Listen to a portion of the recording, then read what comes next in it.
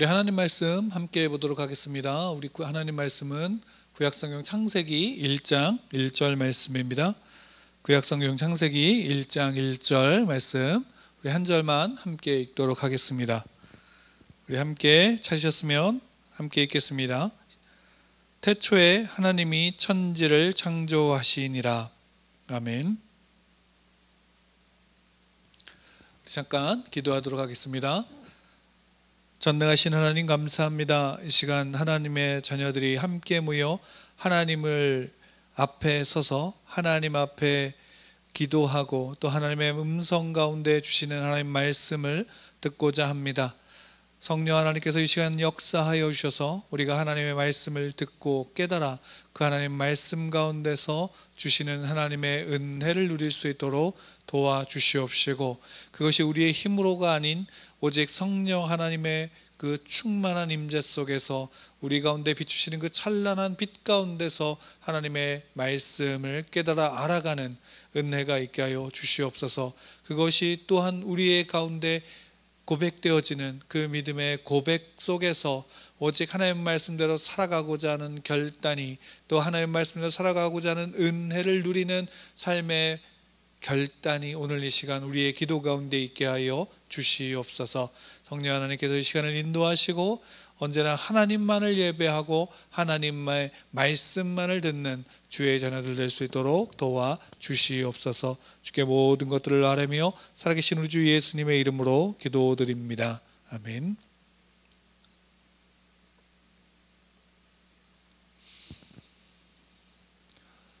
우리가 이제 지난주에 요한계시록의 마지막 부분을 우리가 함께 봤습니다. 비록 이제 한 부분마다 다 본 건 아니지만 이제 필요한 부분들을 우리가 함께 이제 요한계시록 전체의 내용들을 함께 살폈는데, 이번 주부터는 우리가 이제 성경에 대해서 우리가 조금 더 알아가기를 원합니다. 성경에 있는, 그렇다고 성경 전체에 있는 것들을 우리가 다 아는 것은 아니고 각 책 부분에서 각 성경 66권에 있는 그 책 중에서 이제 창세기부터 우리가 그 기록된 의미와 또 그 안에서 우리가 어떤 시각을 가지고 이 말씀 앞에 서서 말씀을 좀 보아야 하는지 우리가 그 부분들을 우리가 좀 함께 나누고자 합니다.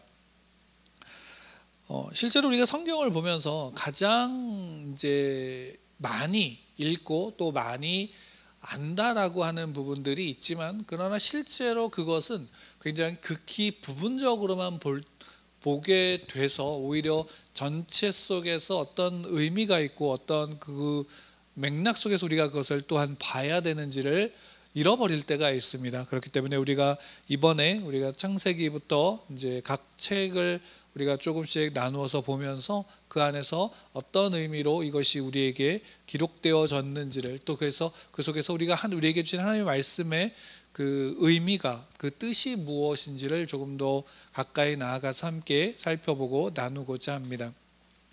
그리고 이것이 중요한 이유는 우리의 기도가, 우리의 이제 하나님 앞에 드리는 간구의 기도가 실제로 내가 원하는 것의 나열들이 참된 기도가 아니라, 우리가 때로는 내가 원하는 마음의 소원과 간구를 주 앞에 올리지만 실제로 예수님께서 주의 기도 속에서 우리에게 알려주신 기도는 무엇이냐면, 하나님의 뜻이 하늘에서 이루어진과 같이 땅에서 내가 살아가고 있는, 하나님의 자녀들이 살아가고 있는 이곳에서도 이루어지기를 간구하는 겁니다. 그리고 그 하나님의 뜻이 이루어지는 그 하나님의 뜻을 분별하는 것은 우리가 다른 것으로서 할 수 있는 것이 아니라 오직 하나님의 말씀, 하나님이 우리에게 주신 그 성경 말씀을 통해서 깨달아 알 수 있다라는 것입니다. 그렇기 때문에 우리가 성경 전체를 우리가 좀 함께 좀 보고 나누고자 합니다. 그에 앞서 우리가 이제 오늘 시간 첫 시간으로 우리가 창세기를 볼 텐데, 창세기를 볼 때 우리가 창세기는 어떤 책일까라고 할 때, 창세기는 말 그대로 어떤 것을 담고 있느냐면 시작을 담고 있는 책입니다. 창세기는 시작을 담고 있고, 그 시작을 담고 있다라는 말은 어떤 것을 내포하냐면 우리의 근원, 우리의 근원과 우리의 기초가 바로 이 창세기 안에 담겨져 있다라는 것이죠. 다르게 이야기한다면 성경 66권의 가장 이제 소위 말한다면 핵심은 어디에 기록되어져 있냐면 바로 창세기의 그 전반적인 전체 성경 66권의 전체의 내용이 압축되어져 있다라고 보시면 됩니다. 그리고 이제 특별히 그 안에서 1장부터 우리가 보통 11장까지는 원역사라고 부릅니다. 그러니까 전체 이 지구 안에서 인류의 그 역사 속에서 우리가 이제 지금은 각 나라와 민족들의 역사로 이렇게 분화되지만 그 모든 인류의 근원, 그 근원적인 역사는 바로 이 창세기 1장부터 11장, 그러니까 홍수 이후에 홍수까지, 그러니까 홍수 이후의 역사와 홍수 이전의 역사로 나누어져서 홍수 이전에 있었던 그 원래의 역사, 원역사라고 하는 그 원래의 역사를 우리에게 보여주고 있는 부분으로 나누어집니다. 그러니까 우리가 창세기를 볼 때 특별히 이제 이 전체 내용은 성경 66권에 어떤 압축되어진 부분들이 있지만, 그러나 그 창세기 안에서도 우리가 창세기 11장을 기준으로 해서, 그러니까 바벨론의 그 역사 이전과 그 바벨론 역사 이후에, 그러니까 아브라함의 역사 이후부터의 역사를 우리가 좀 구분해서 우리가 성경을 좀 볼 필요가 있습니다. 그렇다 그래서 그것이 뭐 이것 따로 저것 따로의 이야기가 아니라 그때의 원래의 역사 속에 담겨진 그 하나님의 말씀이, 하나님의 역사가 이제 아브라함 때에서 점점 더 구체화되어지는 부분으로 이어지고 있다라는 것이죠. 그래서 우리가 오늘 바로 이 창세기에서 우리의 전반부를 우리가 좀 함께 보기를 원하는데, 그 중에서도 이제 창조가 어떤 의미를 담고 있는가라는 거죠. 우리 창세기 1장 1절은 분명한 시작, 근원, 그 이제 가장 근원적인 부분을 우리에게 선언하고 있습니다. 그리고 이 선언은 근원적이기 때문에 한 시작에만 잠깐 있는 말씀이 아니라 이것은 성경 전체, 그리고 모든 역사 속에서 모든 그리스도인들, 모든 하나님을 믿는 하나님의 백성들은 반드시 고백해야 되는 믿음의 고백으로 시작하는 것입니다. 그것은 무엇이냐면 바로 태초에 하나님이 천지를 창조하셨다라는 겁니다. 그러니까 우주의 시작은 무엇인가? 라고 할 때 우주의 시작은 하나님으로부터 시작되어졌다.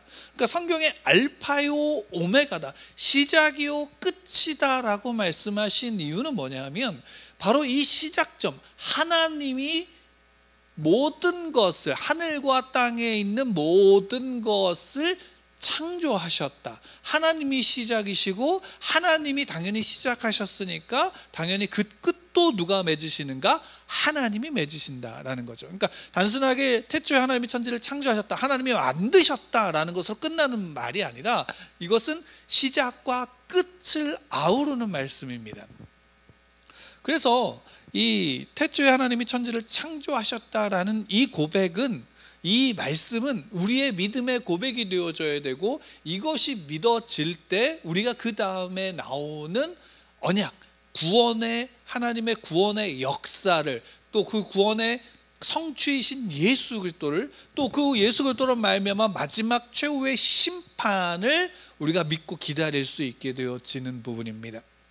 그래서 하나님이 천지를 창조하셨습니다. 하나님이 천지를 창조하셨습니다. 우리가 이것을 믿고 아멘으로 답할 수 있을 때 우리는 그 믿음의 시작점에 서는 겁니다. 그러면 여기서 우리가 살펴야 되는 것은 무엇이냐면, 하나님이 창조하셨다라는 것은 무슨 의미일까라는 거죠. 하나님 무엇을 창조하셨을까? 물론 하나님의 창조는 무에서, 아무것도 없는 것에서 유를 창조하셨다. 무에서 유를 창조하신 것에, 만들어내신 것에 목적을 두는 것보다 오히려 그 이면에 더 중요한 부분은 뭐냐면 질서입니다.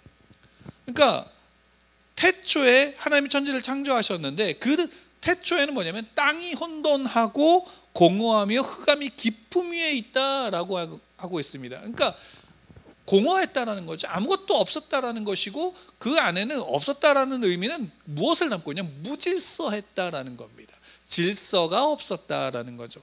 근데 하나님이 그 안에서 뭘 세우시냐면 하나님의 질서를 세우셨다라는 거죠.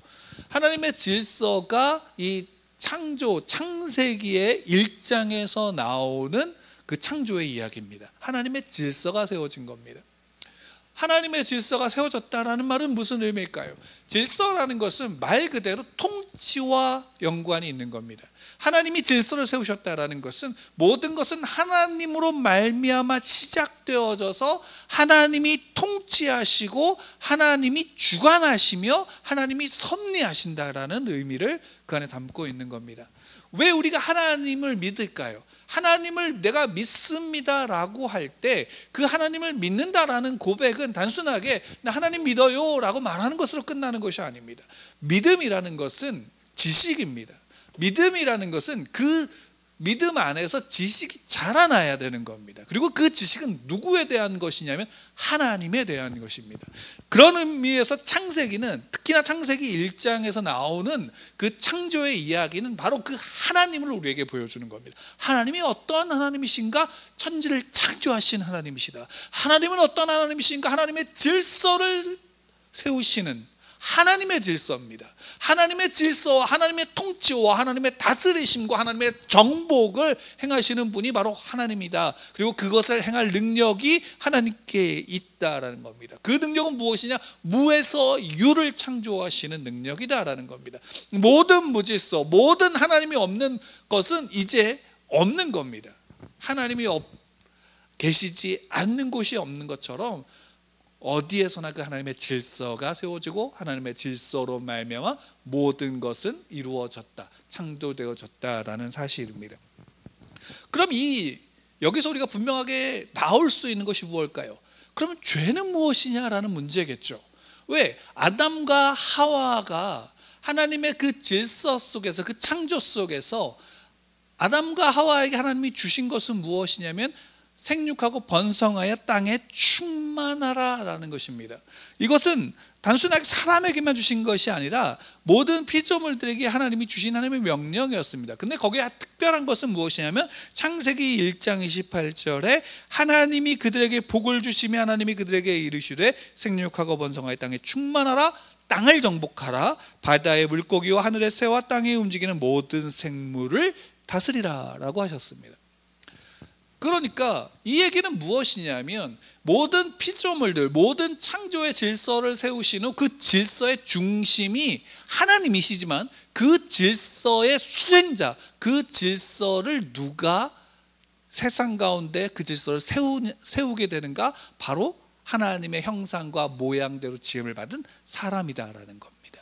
사람이 그 질서를 하는 겁니다. 그래서 에덴에서 하나님의 그 창조된 인간은 하나님의 형상과 모양으로 창조되어짐으로 말미암아 하나님의 질서를 이 땅 가운데 세우고 그 질서가 확장되어져 갈 수 있도록 하나님의 명령을 가지고 세상 가운데 나아가는 이가 사람인 것입니다. 그리고 그 명령의 수행의 하나의 상징이 무엇입니까? 동물들의 이름을 짓는 겁니다. 그 동물들의 이름을 짓는 일, 그것은 단지 아담의 능력으로 하는 것이 아니라 하나님의 형상과 모양으로 창조된 아담에겐 하나님의 능력, 하나님의 영의 충만하심이 그 안에 있기에 그 하나님의 능력으로 말미암아 모든 동물들이 그 앞에 나왔을 때 그들의 이름을 지어줄 수 있게 되어지는 겁니다. 이름을 짓는다라는 것은 굉장히 중요한 일이죠. 왜? 이름을 짓는다라는 것은 그 이름을 지어준 자에게 복속하는 것입니다. 그러니까 간단한 예로 우리나라에서도 왕이 있고 그 왕이 이제 어떤 전쟁이나 어떤 공헌을 한 어떤 이제 역사에 큰 것을 이룩한 신하들에게, 공헌한 신하들에게 무엇을 해줍니까? 왕은 그들에게 이름을, 그러니까 우리나라로 얘기한다면 성을 주죠. 그래서 그 성의 시조가 되게 합니다. 그 얘기는 뭐냐면 그 사람으로 말미암아 이제 그 왕으로부터 이름을 받은 충신이라는 증거와 함께 그 시조로서 그들은 누구에게 속한 자들이냐? 왕에게 속한 자들이다라는 것이죠. 그러니까 이름을 짓는다는 것은 단순하게 이것은 사자야, 저것은 호랑이야, 이것은 고양이야, 이것은 뭐 참새야, 이런 식의 이름만 지어준 것으로 끝나는 것이 아니라 그 이름 안에는 그 이름을 지어준 자의 통치와 다스림과 권위가 담겨져 있는 겁니다. 그래서 그 이름을 받은 존재들은 그 이름을 준 자에게 복종하게 되어지는 거죠. 그러니까 하나님은 그 일을 인간에게 주신 겁니다. 왜? 그 생육하고 번성하여 땅에 충만하고 정복하고 다스리는 존재로서 하나님께서 사람을 세우셨기 때문입니다. 그리고 중심 뭡니까? 하나님의 형상과 모양, 하나님의 통치입니다. 하나님의 다스리심입니다. 하나님의 질서입니다. 이게 우리에게 주신 거죠. 그럼 당연히 여기에서 죄는 무엇이냐면 그 하나님의 질서를 부정하는 것이 되는 거죠. 사단이 뱀의 모양으로 하와에게 와서 선악을 알게 하는 나무의 열매를 따먹게 만들었습니다. 그때 그 하와를 유혹할 때 그가 썼던 수법은 뭐냐면 하나님의 질서에 대한 부정입니다. 하나님의 통치에 대한 부정입니다. 그리고 말하는 게 뭡니까? 그 질서의 중심, 그 질서의 주관자가 누구냐? 너가 될 수 있다라고 말하는 거죠. 이게 죄입니다. 그러니까 죄는 단순하게 우리가 알다시피 어떤 죄는 행위로서의 결과를 죄라고 말하는 것 이전에 우리의 가지고 있는 본질적인 부분, 하나님의 질서를 거부하고 하나님의 질서 위에 나의 질서를 세우려고 하는 것 자체가 무엇입니까? 죄인 겁니다. 이 죄인된 인간이 하나님을 떠나서 세상 가운데 나아가서 자기의 질서, 자기의 이름을 내는 거죠. 자기의 이름을 내는 겁니다. 이것이 죄의 본질입니다. 그래서 바벨탑을 세우는 목적이 뭡니까? 홍수를 경험한 인류가 그 바벨탑을 세우는 이유가 뭡니까? 자기들의 이름을 두려고 한 것이죠. 왜? 우리가 이름을 두는 것은 누구의 이름을 우리의 심령에 두어야 됩니까? 마음에 새겨야 됩니까? 우리 중심에 새겨야 됩니까? 하나님이시죠. 하나님, 그 한 분의 하나님의 이름이 우리에게 새겨지고 그 하나님의 이름 앞에 우리는 굴복하며 그 하나님의 이름 앞에 우리는 순종하며 나아가게 되어지는 겁니다. 하나님이 우리에게 주신 것은 권위는 하나님의 권위입니다. 당연히 그럼 하나님을 떠나서 하나님의 질서를 떠나서는 그 권위가 없어지게 되는 겁니다. 죄의 결과가 그래서 뭡니까? 땅이 저주를 받고 그 땅이 저주를 받은 인간은 수고하고 땀을 흘려야지만 뭘 할 수 있습니까? 먹고 마실 수 있는 겁니다. 생명을 유지하는 양식을 얻을 수 있게 되어지는 거죠. 죄가 무서운 이유는 여기에 있습니다. 그 하나님의 질서를 부정하는 거죠. 왜 창세기가 중요하냐? 바로 이 하나님과 그 하나님의 질서와 하나님의 통치와 다스림 속에서 그것을 거부한 죄가 무엇인지를 보여주고 그 죄로 말미암아 벌어진 현상이 바로 이 창세기에 나오고 있기 때문입니다. 실제로 창세기 5장까지만 보더라도 홍수 심판이 임하는 그때까지만 보더라도 우리가 잘 보십시오. 하나님이 창조하셨죠. 하나님이 그 속에서 은혜를 베푸시죠. 하나님이 그 속에서 구원의 약속을 주십니다. 그런데 그 가운데 죄를 지은 인간의 결과가 무엇입니까? 결말이 뭡니까? 심판입니다. 완전한 죽음이죠. 그 죽음이 바로 홍수의 심판으로서 우리에게 보여주고 있는 겁니다. 우리가 왜 요한계시록의 마지막이라고 얘기할까요? 그 마지막은 시작, 창세기에서 이야기한 태초에 하나님이 천지를 창조하셨다. 그러나 결국 그 시작의 마지막은 누가 하시는가? 다시금 예수 그리스도가 이 땅에 오심으로 하나님이 끝을 맺으신다라는 겁니다.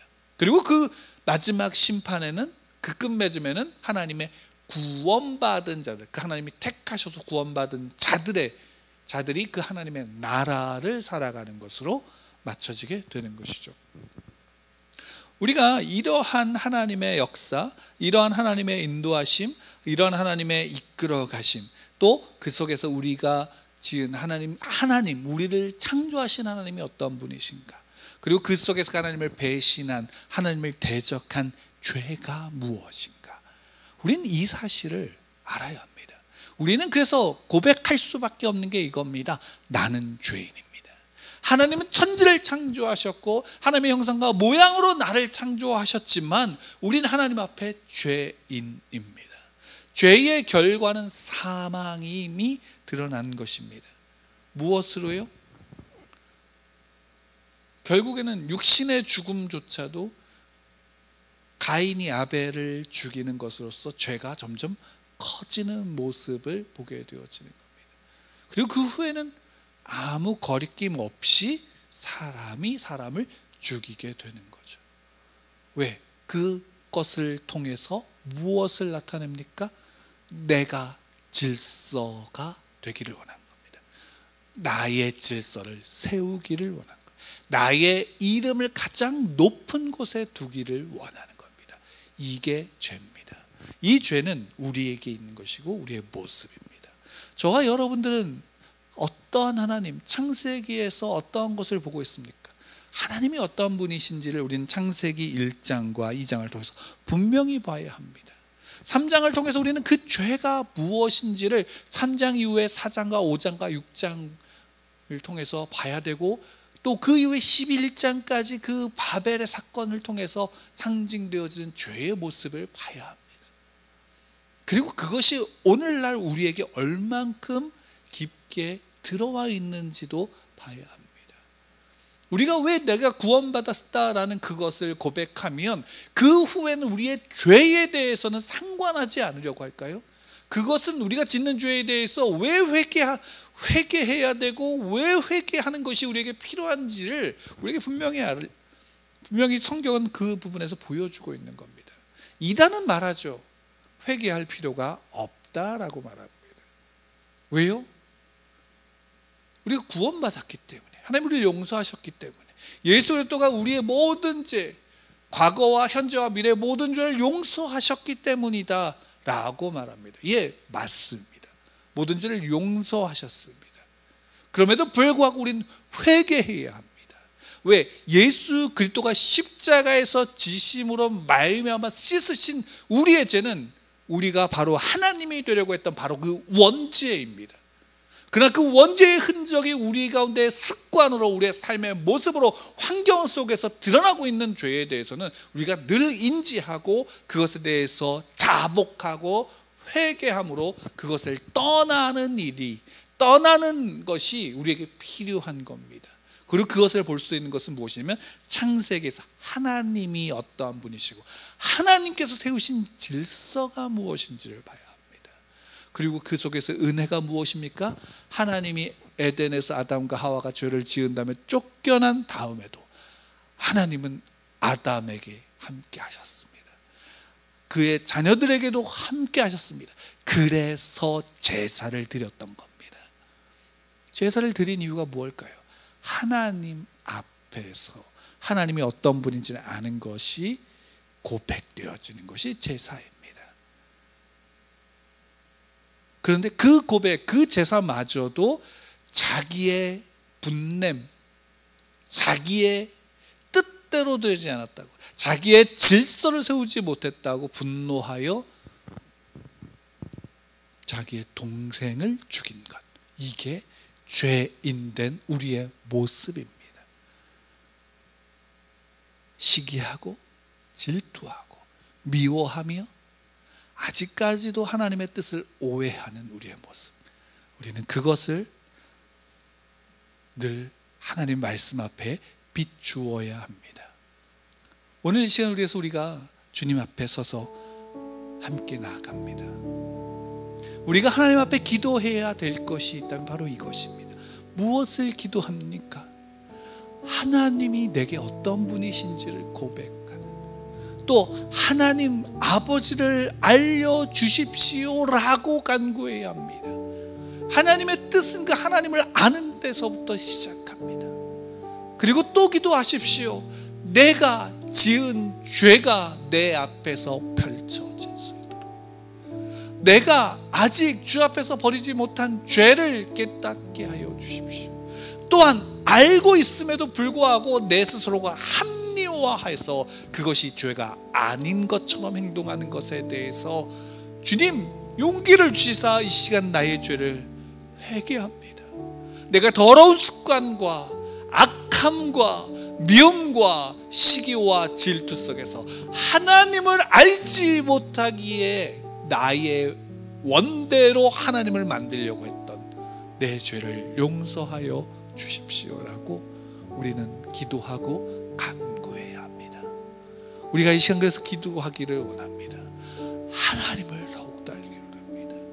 그 하나님의 질서를 부정했던, 질서 안에 있으면서도 하나님의 질서가 아닌 내 질서를 세우려고 했던 그 미움과 시기와 질투 가운데 있었던 죄된 습관들, 그것을 합리화했던 나의 모습을 주님 용서하여 주시옵소서. 내가 더욱더 하나님을 바라보겠습니다. 내가 더욱더 하나님을 믿고 하나님을 의지하며 나아가겠습니다 라고 고백하는 그 믿음의 고백을 우리가 함께 주 앞에 올려드리기를 원합니다.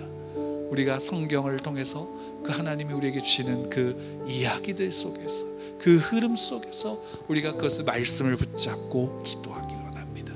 하나님의 뜻이 하늘에서 이루어진 것 같이 이 땅에서 이루어지기를 원합니다. 하나님을 알므로, 하나님 앞에 하나님이 미워하시는 죄와 싸움으로 말입니다. 그래서 우리 시간 기도하기를 원합니다. 우리의 입술로, 우리의 마음의 중심에서부터 고백되어지는 기도, 그 간구를 우리와 함께 이 시간 기도하겠습니다.